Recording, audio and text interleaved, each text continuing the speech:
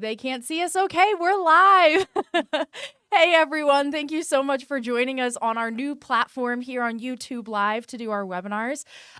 We just did a whole intro thinking that we were live and we weren't. So let me say all my spiel again here for you guys.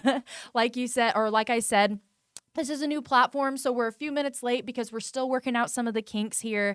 But if you've been watching Medicare Cafe, then you know what this looks like and this new setup looks like. And it's only going to be ever changing as we go through the quarter and throughout the year. So thanks so much for joining us here today. My name is Sadie Palmer. I am the team leader of training and education. And today we are going to be talking about common mistakes made when purchasing or selling a book of business. Now, it's been a little bit since we have done a webinar with Acquisition Pathways, a new division of MMG here. But today we have a team member, an expert with us. This is Kayla. Kayla, I will let you introduce yourself a little bit more in just a second because I want to give you the time to kind of explain what your role is and whatnot. But first, I'm going to do a few housekeeping items. First things first, in order to chat with us, you do have to have a YouTube account. You don't have to have a YouTube channel. You just have to have an account. That way we can see your name and everything on the chat box. So please feel free to chat with us, ask us questions throughout the webinar. We are happy to answer and chit chat with you. Everyone can see the live stream or the live chat, unlike our last platform. So just keep that in mind. We will have contact information at the very end. So if you have some questions you want to save and then ask us on the phone or through email, you can do that. Don't worry about putting it in the live chat. But yeah, please ask us questions throughout. We're happy to have you guys on here and we want to hear from you. It makes our job a lot more fun. Let's see. Also, the follow-up is going to be a little bit different. Last time we used to have, you had to sign up with your email and all that sorts of stuff. We don't have that this time. So if you want a follow-up, it's going to be on you to reach out to us. Again, we'll have our contact information at the very end. You can also find our phone number on the YouTube, on our YouTube channel. And so you can go and look for that. But at the very end, we will have an email for you to email. We'll have Kayla's email actually. So that way you can chit chat with her, but we'll also have our office phone number as well. So now that I am done yapping, hopefully I didn't forget anything. And also, again, this is a new setup for us. So if there's some minor tech difficulties in the middle, like the wrong slide comes up or something like that, please be patient. Give us grace. We're working through this. But in a webinar or two, we're hoping that it will be a lot better setup than it was. And YouTube is a lot more accessible than GoToWebinar. So let's go ahead. And Kayla, I want to talk about what your role is on your team. But first, can you explain for the people who are brand new here, can you just give us a quick summary of what Acquisition Pathways is? Yeah, of course. So Acquisition Pathways is a division of MMG where we actively purchase books of business from insurance agents looking to exit the Medicare space. And that could be for any reason. It could be because you're thinking about retiring. It could be because you want to focus on a different product line. It could be because you're a caregiver and you have a family member you have to take care of. There are several different factors that go into that. In addition to Acquisition Pathways, I'm also part of the Book of Business team or the transition team, which has existed for about 8 years, I think was when it first started. And I've been on that team for 5 years, so I feel like I'm on the majority of the team. And really, the Book of Business or the transition team started with a need of agents going through a transition. And as I mentioned, several different ways to transition your business, where we were noticing things getting lost, like downlines getting lost, commissions getting lost, policies getting lost that they're never able to service just from not doing things the right way. And so transition team started to catch that and solve those problems. Yeah. And over the last 8 years, I think we've really perfected that. And everyone on our team is an expert on how to catch and manage transition cases. For sure. Yeah. Acquisition Pathways is definitely something in the industry that is what's the phrase I'm looking for? Not breaking barriers, but it's kind of this new idea for an FMO to have a way for you to get out of the business. A lot of times FMOs are here to help you get into the business and then help you thrive throughout the business. And now we have this new division that helps you exit the business or grow it in a different way, which is so awesome. So what we're going to do is we have broken down, or whenever I say we, I'm not the mastermind here, I'm just the host. Kayla has broken down 3 common mistakes that are made whenever someone's going through a transition, whether that's buying or selling. But first, there are a few things that we want to talk about. Now, the things on this slide, these are going to be, for the sake of time today, there has to be some things that we have to assume have already been done in order to, look at these 3 mistakes that you have. So the foundational preparation here. Kayla, can you take us through the first one? So how have your business professionally valued? What does that mean? Yeah. So, really, I just want to highlight that the foundational preparation are often things that we have noticed are being missed that absolutely should not be missed. They should be done every single time, even if it's a small acquisition. You might be looking at 40, 50 policies. You always want to do these things. So, having your business valuated by a professional valuation company, that's where they take a look at every aspect of your business. They look at everything. They look at life of the policy. They look at how much money you're spending where, reallocating your funds. They look at the product line. They look at everything to determine how much your book of business is worth. And it could very well be worth more than you think it is. It could also be very well worth less than what you think it is. But it gives you an idea of you as a buyer, what you're paying for, and you as a seller, what your business is worth. Yes, I've heard just through stories of like acquisition pathways and the transition team that a lot of times people think that they know what the real value is of their business because they put in the blood, sweat, and tears into it, and they've seen the money over the years and all that sorts of stuff. But sometimes it's not just for different reasons. It's not what they thought it was. Again, sometimes it's more, sometimes it's less. But so I've heard that can be kind of an issue where it's like, oh, we think we've done this first step, but we haven't yet. But yeah, so that's the first thing. The next one is have a purchase agreement. For the 101 people in the room, what does that purchase agreement mean? So a purchase agreement is really just a legal document that's signed by both the buyer and the seller. Be detailed with your purchase agreement. Even if it's a small transition, be as detailed as possible. There's a couple reasons to have a purchase agreement. One, it saves you legally. It is a document and paper trail for what you're doing with your business. That's always good. Yep. And then 2, once you start working with the carriers, you have to have that purchase agreement. They will require that in order to transfer the book of business. You can't just take your word for it or like, trust me, I bought Joe Schmo's business over here. Right. Those are my policies. Trust me on that. Can't do that. You have to have a legal document. And, I've seen purchase agreements that are pages and pages long. I've also seen purchase agreements that are just a Word doc people type up really quickly. But I always recommend to be as detailed as possible with your purchase agreements. One thing that you had said earlier, with our division being kind of new and finding that need, it's even new with the carriers. A lot of carriers, even just a couple years ago when I first started on Book of Business, didn't have a Book of Business transfer process.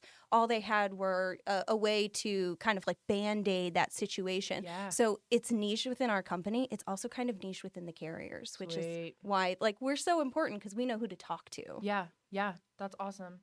Let me throw this slide back up here. Inform the right people. So this has just a few examples. Obviously, the business professionals, your FMO, your attorneys, your accountants, all that sort of stuff. But you also have on here your staff and your family.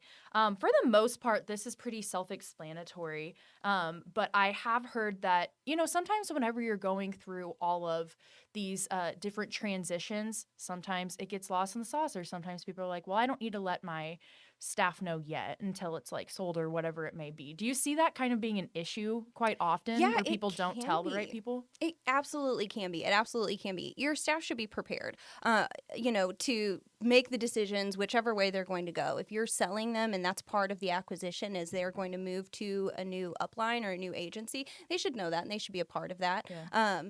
Same thing with family members. It's a big deal to buy or sell a book of business is a big deal. Sure. Your family members should know that either you just purchased a ton of policies, your time is going to be spent other places, spent on your business, or if you've sold your book of business, it's kind of the same thing. Now you are not receiving income that you Yeah. may have been used to receiving.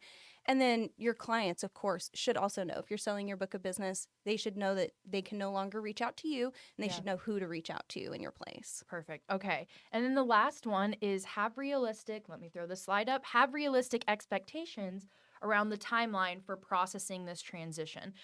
So I can see how this can be a pretty big one. This can kind of set the tone for the rest of the transition, I'm sure. But what is a realistic expectation for people who are like, okay, well, how do I set that? What is a realistic expectation? So I think it's important to know that in Medicare, it can be a little complex. There are compliance rules to follow. Each situation is completely unique and different. I think of one specific case that purchased a book of business, and the book of business that they purchased, it just had a lot of things wrong with it. The principal had passed away, and so that is kind of an added challenge to transferring a block of business. There were the commission levels did not quite line up. Some of the contracts were terminated. It was just kind of a mess. Yeah. But none of that was valued. And so when we went to transfer the book of business, it took us almost 2 years to fully transfer over that book of business. Oof. And so having the right expectation that some cases can take that long, some cases can take 2 years. Some of them we've had actually at the beginning of 2024, we had several large principal changes. And I think they all took about 8 weeks to 4 months. Really easy stuff, but just know that it can't be, okay, I've signed this document, you've signed this document, we're done. I don't have to do anything else. There are several steps to follow. Awesome. Well, okay, now we're going to dive into more of the mistakes here, but let me throw this slide back up. Like we said, going into these next mistakes, we're going to assume that all of these things have been done. Now, if you're at home right now and you're like, well, how do I make sure that all of those are done? How do I make sure I'm going in order? How do I make sure that these mistakes are done? Or that I don't go through these mistakes? Just remember that that's why you have our team here. Everything that we say today, we can help you through. That's what Acquisition Pathways does. We don't expect you whenever you call us to get to the point where you've done all of those things. Just for the sake of today, we're assuming that those things are done. But you can always call us and we'll help you from the very setup. But Yeah, I'm happy to have a one-on-one consultation with anybody. That's what I eat, breathe, sleep is book of business transfers. So I am always happy to have those conversations. I think buying and selling a book of business is so interesting because of how complex that it is. Yeah. So just know that that's where I thrive and I will untangle that mess. Love. Cool. Okay, so let's dive into mistake number 1. First thing, leaving out the carrier during the transfer. So you kind of talked a little bit about how the carrier aspect of it is also that's a whole different beast, right? You guys are in the middle, you're having to like work with the agent and then also how the carrier is interacting with the agent throughout that process. So what are some things that are people don't realize about what's happening whenever they're leaving out the carrier or Yeah, I think it's the most important thing to note is that there is a difference between owning your business legally and owning your business in the eyes of the carrier. You actually don't own those policies just because you've signed a purchase agreement and just because you've paid money for it. You don't own those policies until the carrier approves that transfer. Yeah. So you have to follow the steps with the carriers. Each carrier has a unique set of processes. So every single carrier is different on how they handle book of business transfers. A lot of them are, how do I say this? They're moving the commissions, but you also have to update the agent of record. So a lot of times the agent of record will remain the same. It just grants you servicing abilities, which you have to communicate that to the carrier. They have to put notes on each of those clients' profile that say this agency is allowed to service these policies. And so working with them to follow each process that they have in place to actually move that book of business from one tax ID to the other tax ID. Yeah.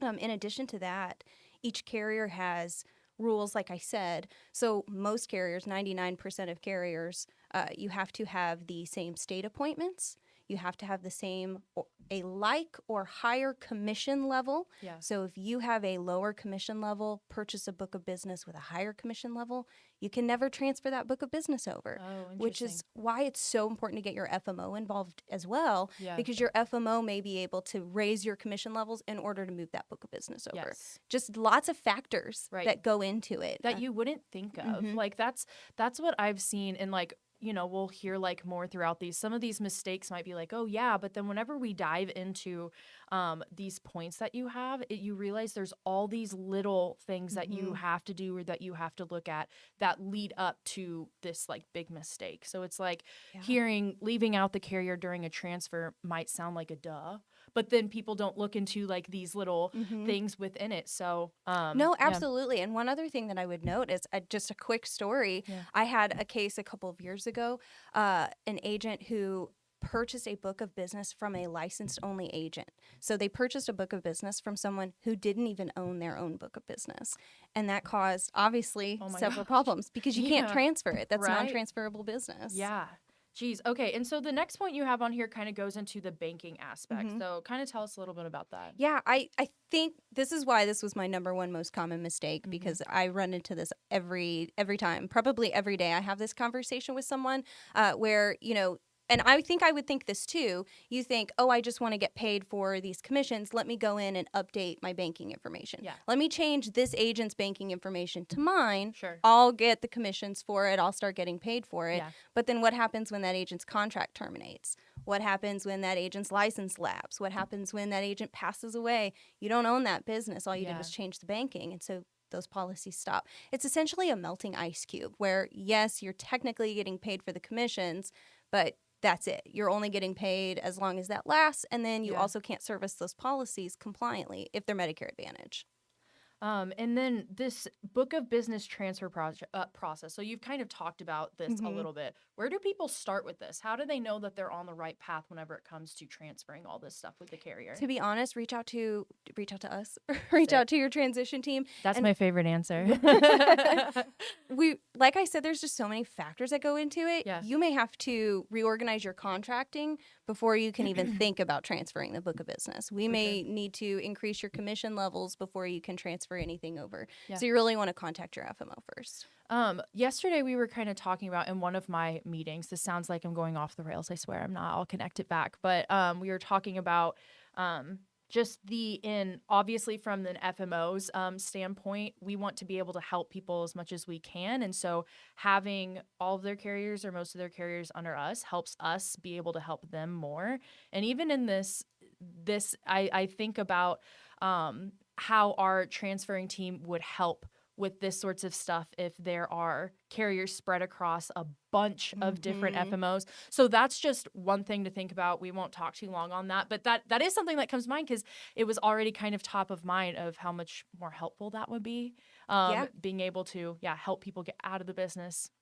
We have all that stuff. It's such a good point. And another thing to take into account is some carriers don't transfer business unless it's in the same top of hierarchy. So one thing to think about is, making sure your contracts are all aligned and you know where every single contract is at. Yes, absolutely.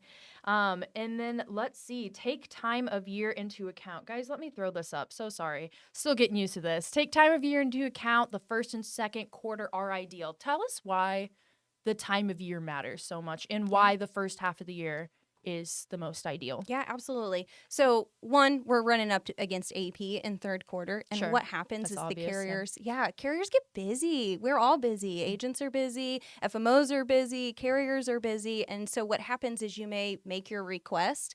That's not getting paid attention to until, it's first come, first serve. So they've got 100 emails before your request. Right. On top of that, you don't know what's going to change through AEP. If you buy a book of business through AEP, they may actually, that policy or a couple policies may go with another carrier, with another agent, and you've now paid for policies that you can't own. Yeah. Yeah.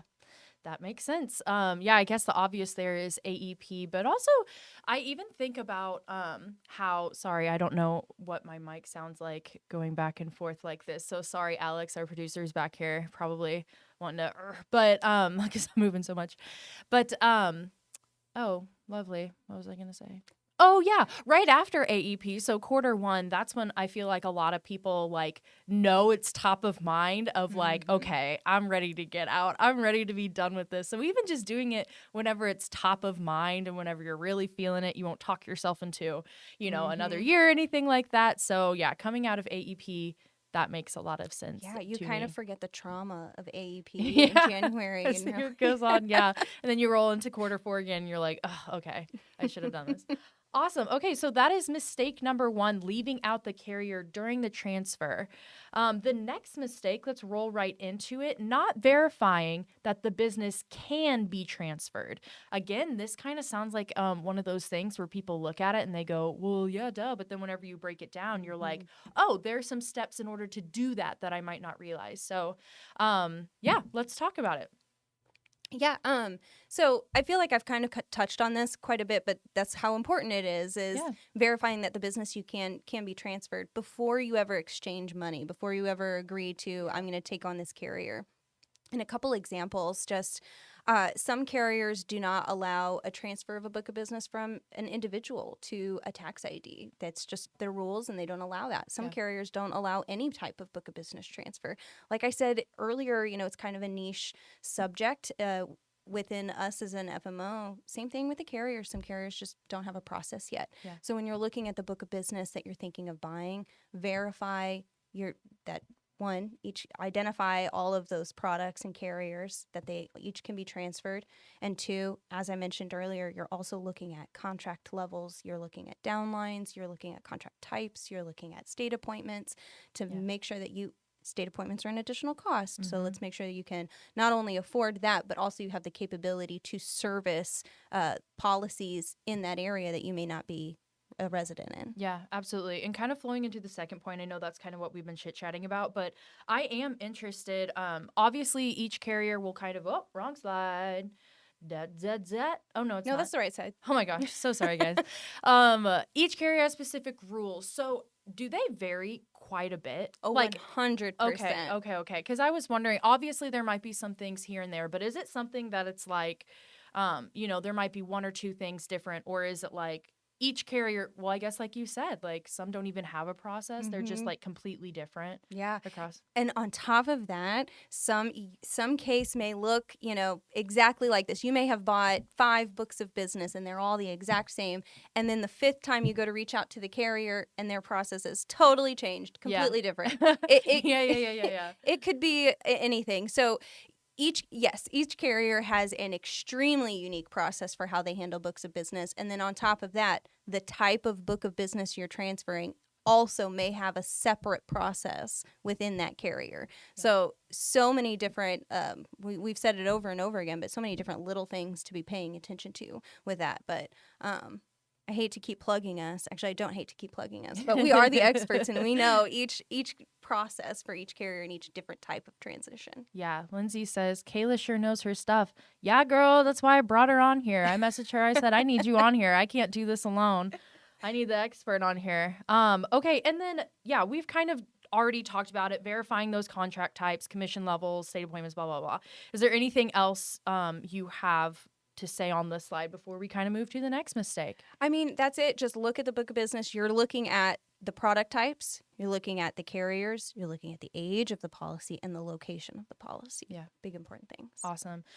As we kind of roll into the third one thing that I was thinking about whenever you were talking about all of this is I think about those people who are transferring a book of business to someone that they know, whether it may be like their family or a really good friend or someone that's worked for them for years and years, and how easy it can be to make these mistakes whenever you're like, oh, I'm just transferring it to my son, or oh, I'm just transferring it to a good friend. You kind of don't think about going through all of these steps, or I can assume that maybe it might be easier to kind of like forget some of these steps and make these mistakes because you're like, oh yeah, I'm just transferring it to whoever. But kind of flowing into that a little bit, not having a clear path. You are kind of used to going off of like my example. There's a million examples, but you don't have a clear path. You're like, oh, well, it's just this person. I'll set them off. But even post sale, it's important to have that clear path. So. Yeah. No, so a couple things with that. I mean, the most important thing to note is you do not automatically have access to all client data. You might have a name and a policy number, and that's probably going to be it. Yeah. So verify that the seller of the book of business you're buying has access to names or phone numbers, addresses, and notes. Notes are so important on that client. That client may be used to, maybe they're deaf in 1 ear, so they never answer the phone, and they're used to doing business over the kitchen table. Yeah. That's so important that you maintain that same level of service with that client knowing that. Yeah. So client notes, client phone numbers, addresses, you also need to be able to get in touch with them to service that. And you could call a carrier. The carrier's not going to tell you that information. Even if you are the agent of record, you still have to have an additional piece of policy information for the carrier to give you anything else. You have to have a date of birth. You have to have an address. You have to have something so that the carrier can identify that, yes, you are the agent. I can release information to you. Yeah. So very, very important to have that. Prepare to notify your client base of who to reach out to. So this is kind of huge. This is something that sometimes, honestly, can be an issue even if we aren't transferring the sale. This can be sometimes a thing where people assume that their clients know to reach out to me. Don't call Medicare. But even more so in this sort of event, it's so important to make sure that they know who to contact next, especially if it's kind of a slower transition for that original owner of the book of business. Sometimes they slowly transition out. They kind of have a little bit of hand into it. Knowing to make sure or making sure that they know who to reach out to, I can see can be super important. I had a thought, but yeah, I'll let you kind of expand on that while I think about what I was going to say. Yeah, that's probably the most important step that you can take when transitioning your business, even if it's going to a family member, even if you're the mom and you're selling your book of business to your son to take over, still, your clients deserve to know you've been their agent for however many years. They deserve to know what's going on in your life. So let them know what you've decided to do and that you're, maybe you're retiring. So you've stepped back. Give them your story. Tell them why you're retiring, what you're excited about retiring, or if you're focusing on another product line, maybe you're going to be in the financial business. Let them know that so then they know who to contact for their financial business. Tell them what's going on in your life, and then the same thing for the buyer, of course. So important in order to maintain those policies is that they know who to reach out to. What happens? They get scared, they panic and go, oh, I got this letter. This isn't going to be my agent anymore. Now what do? I know I saw an ad on TV. I'm going to call that ad on TV. No, send a letter to them. Introduce yourself. Give them your about you. Give them background in your industry, like how long you've been in the industry. And then, of course, your phone number, email, how to reach them, and let them know that this transfer is happening. It kind of stops the panic before it happens. Right. No, totally. Because in this business, you're taking care of people who you're managing their health care in a way that they haven't had to for like most Mm-hmm. of their life. It's a lot more personal, but also, yeah, you form those relationships. Sometimes you've been with this person for 10 years and they have trusted you with their healthcare. There's that Absolutely. bond there. I'm from a small town, so I think of even how like business to business people rely on each other, and there's Mm-hmm. those relationships, those strong relationships. And it can be hard sometimes to let go of that. I mean, you agents probably know that, working with providers and stuff like that. People like to go who they like to go to, and they like to go to who they've always gone to. And so, even you as the seller, making sure that you are also introducing the new person and letting them know that, hey, this is the reason why I've trusted this person with Exactly. your healthcare, Mm-hmm. and this is why, this is who they are.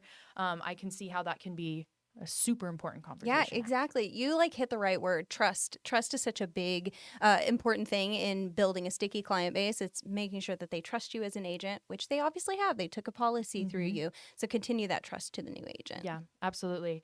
And then, of course, keep a sticky client base. Be prepared. Let me throw the slide up. Be prepared to provide the same service. So, this is what we were just talking about. This just comes down to Mm-hmm. retention.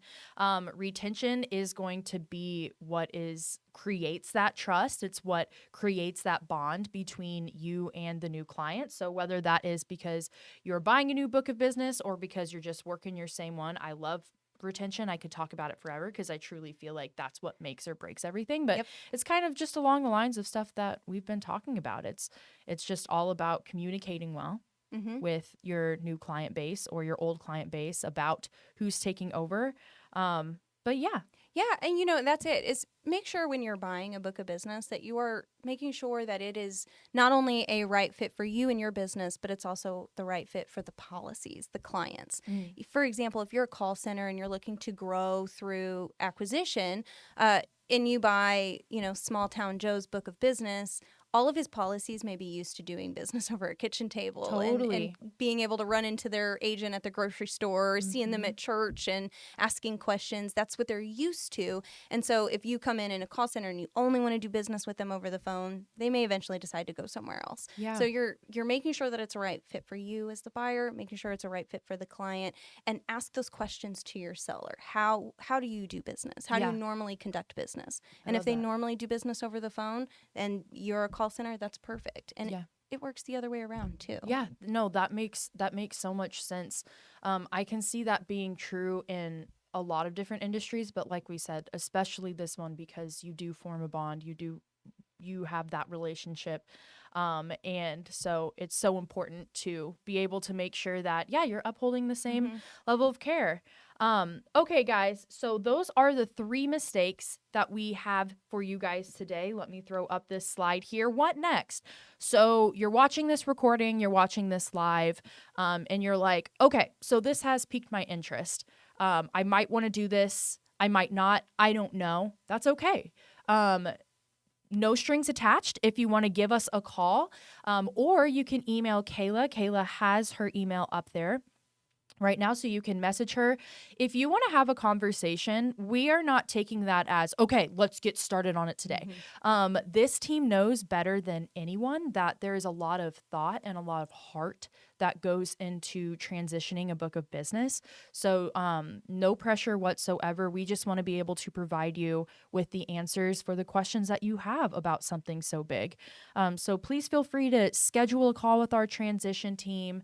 We'll be able to help you figure out if really you even want to, because sometimes our teams will have conversations with people who are like, oh, I want to get out of this business, and then they realize, oh, you don't need to get out, you just need to fix this one thing. Mm-hmm. Or Yep. they may be they may be having a conversation where it's like, hey, actually, maybe it's time to sell your book of business or whatever it Mm-hmm. may be. There's no pressure or anything like that. We will never tell you what to do. We're just here to assist you with what you want to do. Also, check out the acquisition pathways page on our website.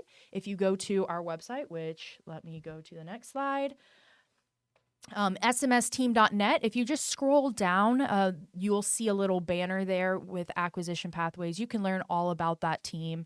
Again, that's our phone number. Give us a call anytime you want. And then Kayla has so graciously given us her email. Please feel free to email her about anything that you've heard today and more. But Kayla, thank you so much Yeah. for joining us today. Thank you so much for Thank you being for on having me. our first webinar on the new platform Yay. with the new setup. Hopefully you guys really liked it.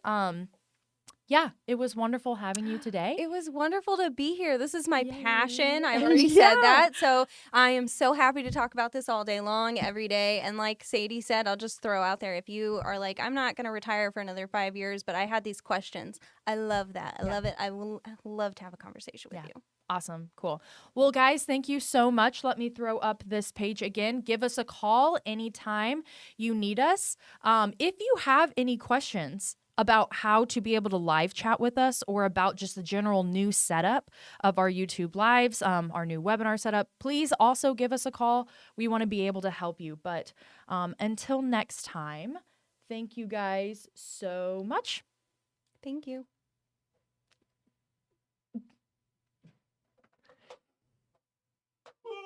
Where am I at?